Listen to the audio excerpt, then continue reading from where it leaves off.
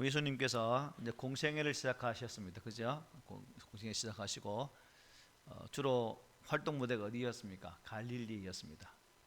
갈릴리에 사회 가시다가 이제 당신의 본고향, 오늘 어디로 가는 거죠? 나사렛으로 가게 됩니다. 역시 이제 갈릴리 지역에서도 마찬가지고 예수님은 가는 곳마다 어디를 방문하시죠? 회당에 들어가셔서 하나님 말씀을 전하는 모습을 볼 수가 있습니다. 회당에서 가르치시는 예수님의 그 모습은 권위적이지 아니었고 또 서기관들처럼 그러한 율법적이고 그러한 말씀이 아닌 많은 사람을 감동시키는 은혜로운 그러한 말씀이었기 때문에 이 하나님의 예수님의 말씀을 듣는 사람들이 그 깨달음 속에서 예수님의 그 말씀에 대한 칭송을 하게 되어지는 장면을 우리가 지난 시간을 통해서 보았죠. 이제 나사렛에서 도착한 예수님께서 어김없이 또 안식일날 회당을 찾게 됩니다. 그리고 지난주에 보았던 이사야 61장 1절에서 3절의 말씀을 읽게 됩니다. 오늘 지난주에 보던 18, 19절이죠. 주의 성령이 내게 임하셨으니 이는 가난한 자에게 복음을 전하게 하시려고 내게 기름을 부으시고 나를 보내사 포로된 자에게 자유를 눈먼 자에게 다시 보게 함을 전파하며 눌린 자를 자유롭게 하고 주의 은혜의 해를 전파하게 하려 하심이라 하였더라 하는 말씀을 읽으셨습니다. 그리고 이제 오늘 본문의 말씀처럼 말씀을 읽고 난 뒤에 두루마리 성경을 사람에게 넘겨주게 되어지고 예수님께서 앉게 됩니다. 책을 덮어 그 맡은 자에게 주시고 앉으시니 회당에 있는 자들이 다 주목했다라고 말씀하고 있죠. 사람들이 여러분 왜 예수님을 주목하게 되었을까요? 이사야 말씀을 읽었기 때문에 과연 저분의 입을 통해서 어떤 말씀이 주어질까라는 그러한 기대가 있었겠죠. 그러한 기대를 품고 이제 예수를 이렇게 딱 쳐다보게 되어지는 그런 상황입니다. 이때 우리 예수님께서 놀라운 말씀을 하게 됩니다. 우리 21장 읽어보겠습니다. 시작. 이에 예수께서 그들에게 말씀하시되 이 글이 오늘 너희 귀에 응하였느니라 하시니. 아멘. 이 글이 너희 귀에 응하였다. 이 말씀은 이사야 선지자가 예언한 그 말씀이 지금 이루어졌다는 의미가 되겠죠. 곧 이사야 선지자가 예언한 그 메시아가 누구라는 겁니까? 바로 나다는 말씀입니다. 이것이 최초로 예수님이 당신 자신이 누구인지를 공개적으로 천명하신 첫 번째 말씀이기도 합니다. 예수의 말씀을 들은 사람들이 반응이 뭡니까? 다 놀랍니다. 23절에 보니까 그들이 다 그를 증언하고 그 입으로 나오는 바 은혜로운 말을 놀랍게 여기르되 이 사람이 요셉의 아들이 아니냐. 나사렛 사람들은 예수의 말씀을 듣고 놀랍게 여겼다는 겁니다. 예수님의 그 말씀이 자신들이 기대했던 것보다 훨씬 은혜롭다는 것을 그들이 인정했습니까? 인정 못했습니까? 인정은 했습니다.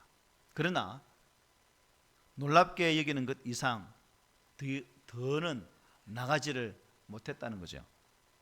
어디에서 볼 수 있습니까? 이사야 예언을 통해서 당신 자신이 메시아라는 사실을 증거했을 때 그들의 반응은 이 사람이 요셉의 아들이 아니냐. 결국 이게 무슨 의미일까요? 무슨 소리냐? 너는 목수의 아들인데 네가 메시아라고? 라는 의미가 되겠죠. 왜 이들이 이런 반응을 보였을까? 간략하면 두 가지로 압축할 수 있겠죠. 첫째는 신분적 차이 때문에 예수를 그렇게 볼 수 있습니다. 우리가 아시는 것처럼 예수님의 직업이 뭐예요? 목수입니다. 목수라는 직업은 그 당시 좀 등급이 높은 그러한 직업이 아니라 비천한 직업군에 속했습니다. 아버지 요셉을 이어서 예수 또한 부친의 가업을 이어서 목수의 일을 했다는 거죠. 그리고 이제 예수께서 공생의 사역을 시작할 때 이때쯤에 아마 요셉은 죽은 것으로 이렇게 보여집니다. 역사가들은 그렇게 보고 있습니다. 왜? 요셉에 대한 내용은 전혀 없거든요. 항상 마리아는 등장하는데 요셉에 대한 내용이 전혀 없습니다. 그래서 신학자들은 아마 요셉이 죽었기 때문에 이 당시부터 예수께서 가업을 이어서 가장 또 장남으로서 목수의 일들을 했을 것으로 보여주고 있습니다. 당시 회당은 그러니까 주로 어떤 사람이 차지하고 있었겠습니까? 바리새인들, 서기관들, 제사장들, 그야말로 그 시대에 기득권층들이 회당을 주로 잡고 있었고, 자기들의 그러한 주도권을 빼앗기지 않기 위해서 그 자리를 지켰겠죠. 그런데 나사렛 예수가 목수라는 사람이 와서 이사야의 말씀을 읽고 이 말씀이 응하였다. 바로 이 이사야가 말했던 그 메시아가 바로 나다라고 말하니까, 여러분, 이들이 이 말을 용납할 수 있겠습니까?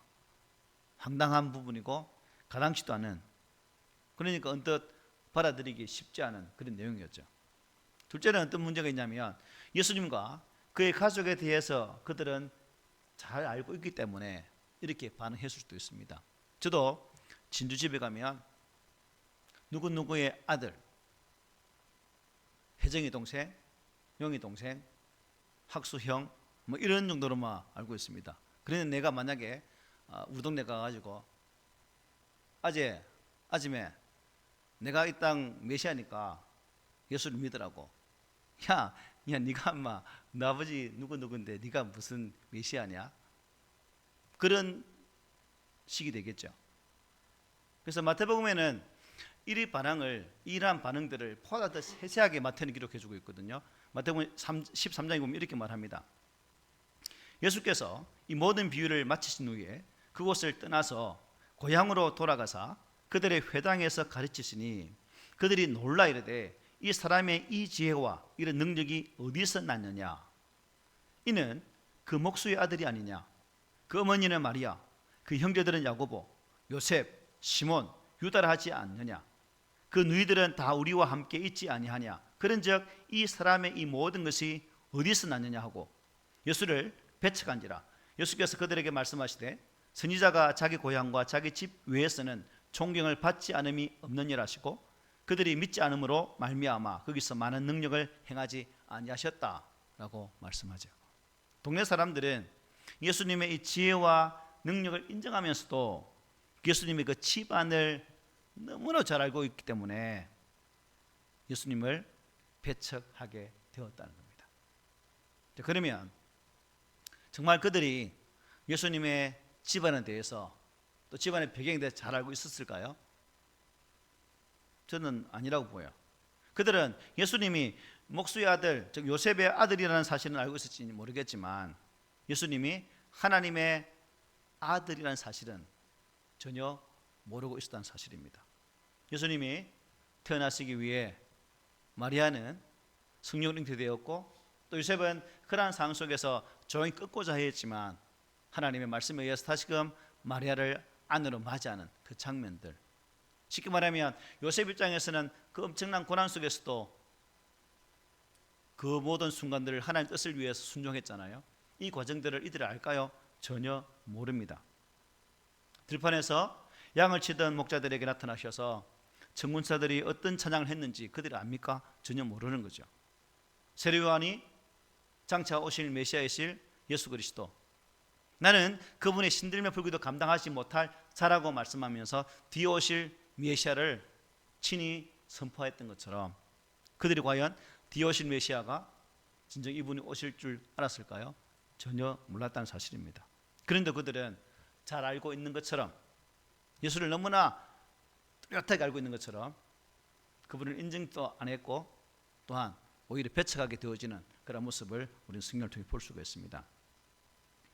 이런 일들이 성경 속에만 등장하는 것이 아니라 오늘날 우리의 삶의 자리에도 여전히 반복되고 있다고 저는 생각해요.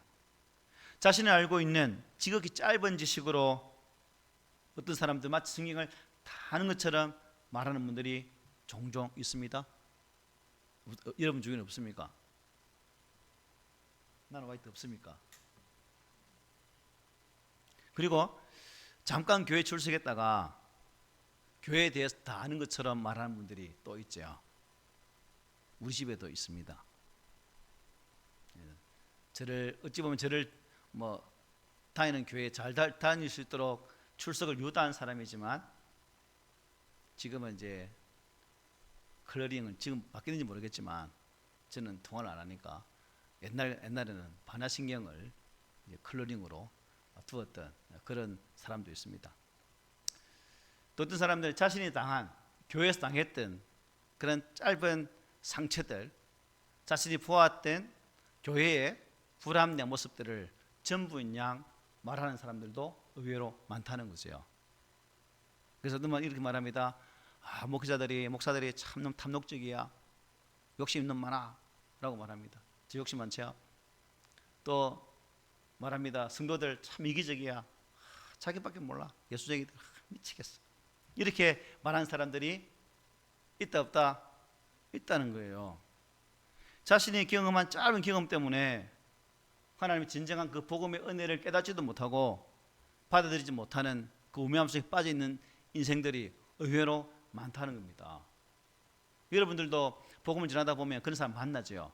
옛날에 다니는데 상처받아서 그 상처가 어떤지 모르겠지만 그게 자신의 삶을 완전히 지배해서 영원히 참복음이신 예수를 만나지 못하는 그런 결과를 낳고 있다는 사실입니다. 예수님은 이러한 그들의 반응을 예상하셨고, 그리고 이제 예전의 말씀 보면 속담을 인용해서 그들의 참 편협하고 짧은 그들의 생각을 공격하시는 모습을 보게 됩니다. 23절에 보면 이렇게 말씀하죠. 예수께서 그들에게 이르시되 너희가 반드시 의사냐 너 자신을 고치라 하는 속담을 인용하여 내게 말하기를 우리가 들은 바 가버나움에서 행한 일을 내 고향 여기서도 행하라 하리라는 말씀이 있습니다. 여기 보니까 의사야 내 자신을 고치라는 속담, 아마 이 말을 한다는 것은 당시에 의사진들의 의료 수준이 어땠다고 볼 수 있어요? 좀 낮았다라고 볼 수 있겠죠. 그래서 실력이 없다 보니까 불신이 상당했다라고 볼 수가 있습니다. 그래서 의술이 발달하지 못한 그 시대 속에서 의사를 향해서 조롱하는 속담, 이것을 사용하게 된 거죠. 예수님은 당시 모든 사람들이 알고 있던 이 속담을 인용하시면서도 자신에게도 우리가 들은 바 가버나움에서 행한 일을 내 고향 여기서도 행하라 하리라고 요구할 것임을 예언하고 있다는 말씀이에요. 그만큼 그들이 예수님에 대한 불신으로 어떻게 해요? 가득 차 있다. 예수님을 온전히 신뢰하지 못하는 그런 생각으로 꽉 차 있다는 사실을 이 말씀을 통해 볼 수가 있습니다. 그래서 마가복음에 보면 거기서는 아무 권능도 행하실 수가 없었다라고 말씀하시죠. 만약 자신의 동네에서 나사렛에서 나사렛 사람들이 예수님을 인정하고 정말 그분의 메시아됨을 인정했다면 아마 나사렛 동네에서도 예수님의 큰 이적을 보이셨겠죠. 그러나 인정을 하지 않았기 때문에 그냥 쫓겨나게 됩니다. 여기서 우리는 중요한 교훈을 발견할 수가 있죠. 하나님의 은혜는 무엇을 통해 온다는 겁니까? 참된 믿음을 통해서 오게 된다는 것이다. 참된 믿음. 불신으로 가득 찬 사람에게는 하나님의 은혜로 역사하실 수가 없다는 거예요. 우리가 신앙생활을 하지만 우리 안에 참된 믿음이 없으면 수없이 많은 말씀을 들을지라도 내가 그 말씀을 깊이 있게 묵상하면서 그 말씀을 달달 외운다 할지라도 의미가 없다는 거죠. 부르는 찬양 속에 그 가사의 은혜로 와서 콧물 줄줄 흘리지만 그게 무슨 의미가 있겠습니까? 사모함이 없이 우리 안에 그냥 보여지는 모습으로 산다면 우리의 신앙은 알맹이 없는 그런 신앙이 되고 말 것입니다. 사람 앞에서 보이고자 하는 그런 것들. 예수님도 당신의 그 사역을 사람들이 그렇게 보았기 때문에 그들 앞에 이적을 행할 수 없었고 큰 일을 보여주지 못했다는 것입니다. 그러므로 우리는 하나님 앞에 나올 때에 어떤 마음으로요? 정말 하나님의 은혜를 갈망하며 사모하는 그 마음으로 나와야 된다는 사실입니다. 짧은 찬양의 가사 속에서도 하나님의 은혜가 무엇일까를 고대하며 부른다면 그 찬양이 우리의 삶을 변화시키는 하나의 동기부여가 되겠죠. 성경의 짧은 한 구절이라도 그 말씀이 성령으로 인해서 내 가슴을 친다면 우리는 세상이 감당치 못하는 그런 믿음의 사람으로 쓰여갈 수 있다는 사실입니다. 그러므로 우리가 예배 드릴 때나 무엇을 할 때나 나 혼자서 하나님 말씀을 대할 때에 간절히 사모하는 마음으로 하나님 말씀을 대하는 우리 모두가 되셨으면 합니다. 예수님은 고향 사람들이 이와 같은 배타적인 태도를 보시면서 탄식을 하게 됩니다. 24절이죠. 우리 함께 읽어봅시다. 시작. 또 이르시되 내가 진실로 너희에게 이르노니 선지자가 고향에서는 환영을 받는 자가 없느니라. 일반적으로 자기 마을에서 훌륭한 사람이 나오면 어떻게 해요? 우리가 하마는 데 많대요. 보니까 어느 종친 몇 대 가문 아들 서울대 합격, 누구 몇 해 종친 사법고시 합격, 누구 종부 몇 사무관 승진, 아버지 났더라고. 여기 막 면사무소 주변에 도배 한다 아닙니까? 도배. 우리 집에도 우리 진주 가면 동생이 사법고시 합격해가지고 누구 김용두 둘째 아들 사법고시 합격, 동네 입구에 딱 붙었더라고요. 이런 게 있습니다. 그런데 예수님 당시에는 그렇지는 않은 것 같아요. 선지자는 왜 자기 고향에서 환영을 받지 못할까? 왜 못할까? 자신이 성장한 삶의 여정을 동네 사람들 다 압니다. 그렇죠? 그리고 예언자는 하나님의 말씀을 전하는 사람이기 때문에 분명히 자신들의 귀에 좋은 말을 하지 않을 수가 당장이 높다는 거죠. 칼 같은 말씀이 들어올 수 있다는 겁니다. 네가 어떻게 자랐는데 감히 우리한테 그런 말을 할 수 있니? 라는 측면에서 말씀을 들으니까 고향 사람들이 환영을 하지 못하는 거죠. 괜히 반발심이 생기는 것이고 튕기는 거죠.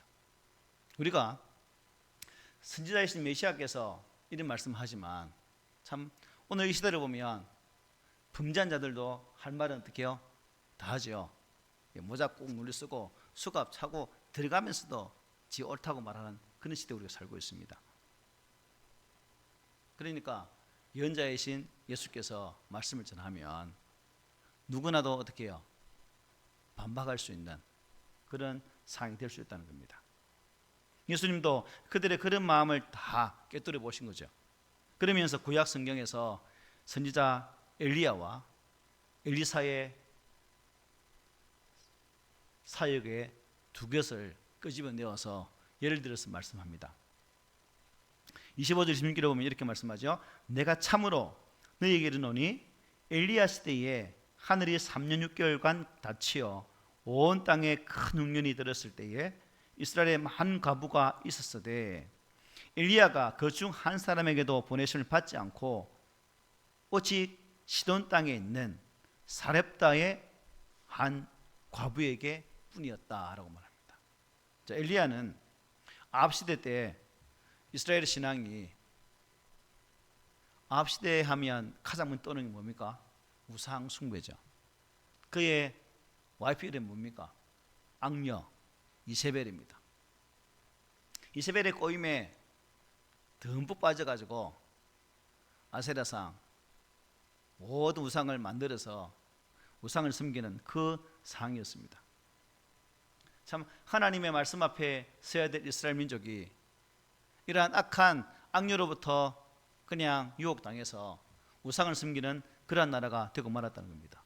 그래서 하나님께서 노하셔서 엘리야를 보내시고 엘리야를 통해 하나님의 말씀을 선포하시는데 그 땅에 무엇이 온다는 거예요? 3, 6개월 동안 비가 내리지 아니할 것이다 라는 큰 흉년의 말씀을 선포하게 됩니다. 실제로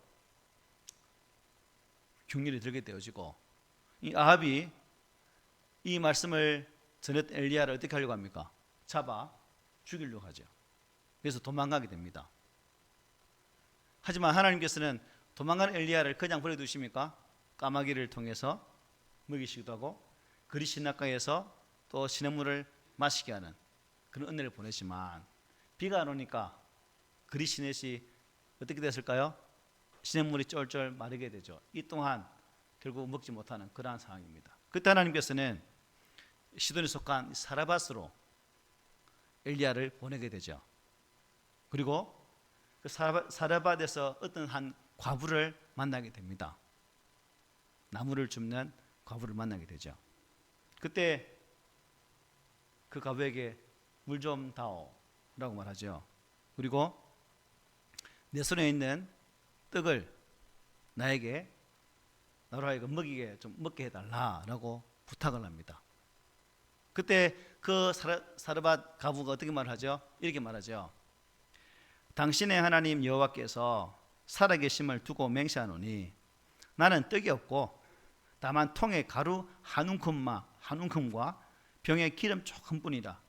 내가 나뭇가지들을 둘을 주워다가 나와 내 아들을 위하여 음식을 만들어 먹고 그 후에는 죽으리라. 이제 나는 지금 왜 왔냐면 이 나무 주워서 떡에 먹고 이제 죽으려고 왔는데 저한테 떡을 달라니요. 무슨 말씀입니까? 라는 거죠. 그때 엘리야가 뭐라 말합니까? 이렇게 말하죠. 두려워하지 말고 가서 내 말대로 하려니와 먼저 그것으로 나를 위하여 작은 떡 한 개를 만들고 내게로 가져오고 그 후에 너와 내 아들을 위하여 만들라.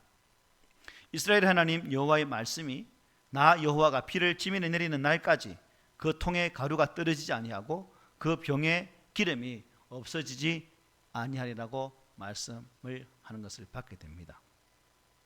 사렙다 이 가부는 엘리야의 예언대로 어떻게 해야 됩니까? 불순종하면 순종합니까? 순종을 하게 됩니다.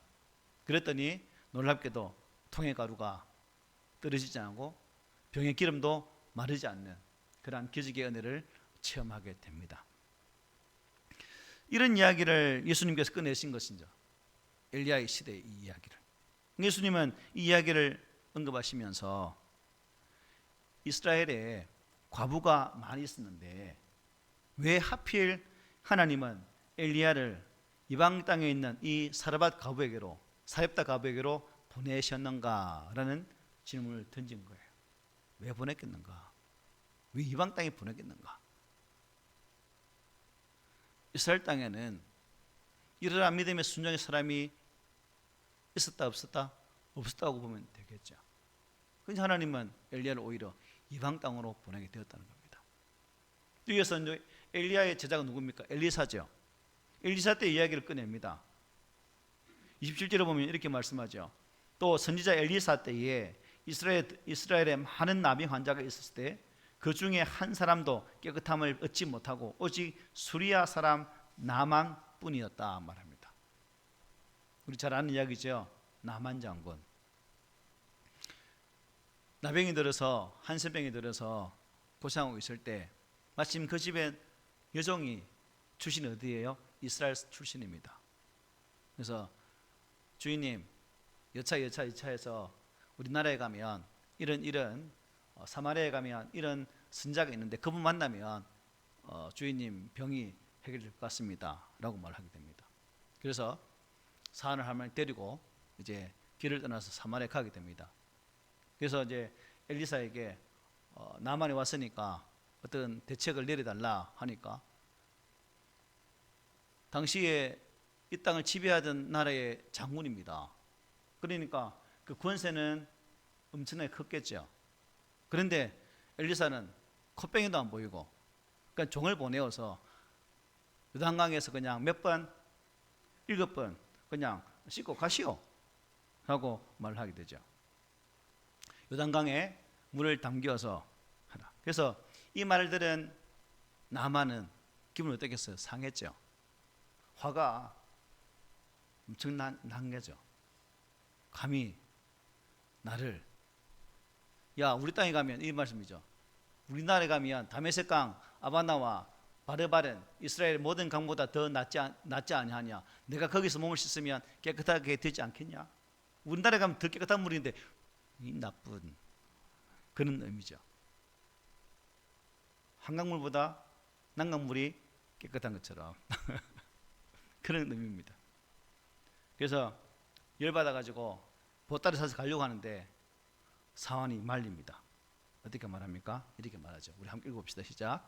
선지자가 당신에게 큰 일을 행하라 말하였다면 행하지 아니하였으리이까? 하물며 당신에게 이르기를 씻어 깨끗하게 하라 함이리이까? 이 말씀은 씻으면 깨끗하게 된단 말 아닙니까? 장군, 하나님의 사람의 말씀 듣고 순종합시다. 만류하는 이 만류에 순응해서 나만은 요단강에 가서 퐁당 7번을 씻게 되므로 그 나병에서 나음을 받습니다. 성경이 표현하기를 어린아이의 살같이 되었다라고 말하거든요. 피부가 엄청 좋아졌나 봐요. 우리 요단강에 한번 가볼까요? 어쨌든 그런 상황입니다.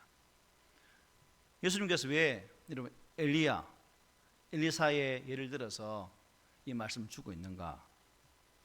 엘리야 때도 마찬가지지만 엘리사 때도 이스라엘 땅에도 나병 한 적 있을까요? 없었겠어요? 있었겠죠. 그런데 믿음으로 순종한 사람이 없었다는 겁니다. 결국 이 말씀은 무슨 의미냐? 믿음의 순종의 모습이 없으면 하나님의 은혜는 다른 곳으로 갈 수밖에 없다는 겁니다. 하나님 오늘 우리 교회에게 은혜 주시기 위해서 우리를 부르시고 우리 안에 예배하신 복을 주시기 위해서 우리에게 은혜의 손길로 노크를 하고 있지만 우리가 만약 그것을 거부해 버린다면 우리에게 주어질 은혜가 다른 사람에게 갈 수밖에 없다는 사실입니다. 그러므로 우리는 이 믿음과 순종이라는 이 두 가지 신앙생활의 핵심 포인트, 주님은 이것을 말씀하고 있거든요. 우리에게도 믿음과 순종을 요구하고 있다는 사실입니다. 이스라엘 사람들에게서 하나님께 대한 믿음과 순종을 찾아볼 수 없었기 때문에 이방 땅으로 이 은혜가 흘러갈 수밖에 없었다는 사실. 마찬가지로 오늘 이 시대에 우리에게 이런 은혜가 왔을 때 우리가 거부해버린다면 우리 교회가 아니라 옆에 있는 교회로 은혜의 물줄기가 흘러갈 수밖에 없다는 사실입니다.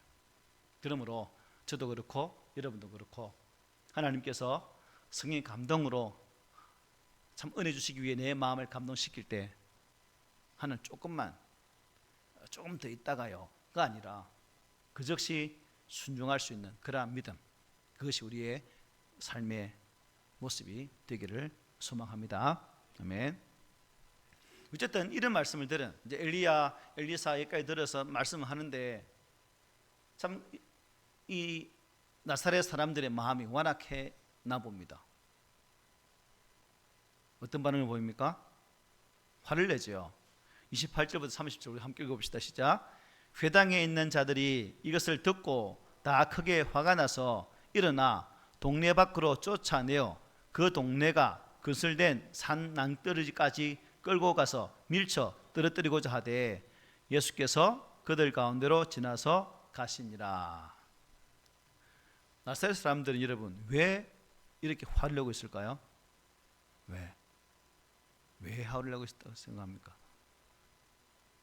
유대인들의 정말 잘못된 선민주의 사상 때문이 아닐까라는 생각도 해봅니다. 하나님과 우리는 특별한 관계에 있다는 유대인들만의 그 자존심, 그 자존심을 예수님이 치니까 그들이 화낼 수밖에 없죠. 그 은혜가 우리가 아니라 이방인한테 간다고 무슨 소리야? 그런 상황입니다. 그들이 화를 낸 것은 하나님 은혜가 자기들에게만 와야 되는데 어떻게 이방인에 갈 수 있냐는 거죠. 그래서 그들은 이 말씀을 듣고 오히려 회개하면 좋았을 뻔했는데 그러지 못하고 믿음 없는 모습으로 어리석은 자의 전형적인 모습을 보여주고 있는 겁니다. 그리고 이런 말씀을 주신 것은 결국 예수님은 그들의 무엇을요? 속마음을 어떻게 했다는 겁니다. 꿰뚫어 보신 거예요. 이게 자기 속의 마음을 들킨 거죠. 여러분들도 나만 가지고 있는 그 생각을 내가 어느 날 여러분 콕 집어서 이래서 이랬죠 말하면 화날까 화날까요? 화나게 될 거예요 아마. 바로 그런 상황입니다. 예수님이 완전히 내 속을 탁 펼쳐서 내 무슨 생각하고 있는지 1부터 10까지 다 알고 있다는 생각하니까 화가 머리까지 난 거죠. 그래서 이런 반응을 보이는 겁니다. 그래서 이것을 보면서 참 예수님이 그들의 상황을 깨뜨려 본다는 것은 결국 예수님은 전지전능하신 분이다. 우리 인생의 마음까지 살피시는 그러한 분이심을 또 이 말씀을 통해서 우리에게 잘 증거를 해주고 있습니다. 사랑하는 성도 여러분, 이스라엘 백성들은 특히 나사렛 이 예수님의 동네 사람들은 예수님을 메시아로 알고 잘 모셨다면 참 호박도 따고 능굴도 따고 잎도 따먹는 이 그야말로 막 큰 복을 줄 수 있었는데 굴러들어온 복을 어떻게 해요? 발로 차버린 격입니다.